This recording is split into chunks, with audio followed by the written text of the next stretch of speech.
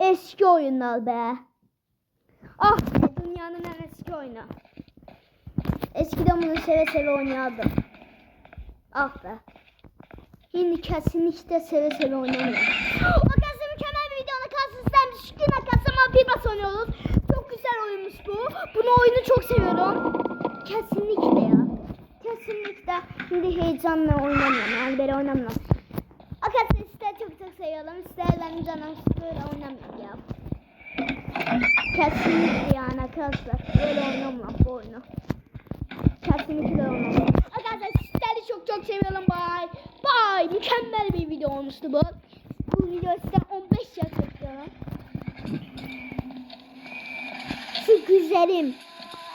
Şu güzelim bas. Bas. Videoya ne demek istersiniz? Çok güzel şey dedin gerçekten. Ben sana uşak duyuyorum biraz. Başka?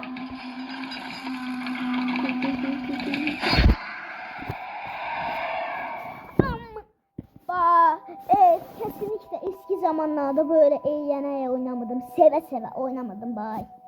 Yeni zamanlarda falan.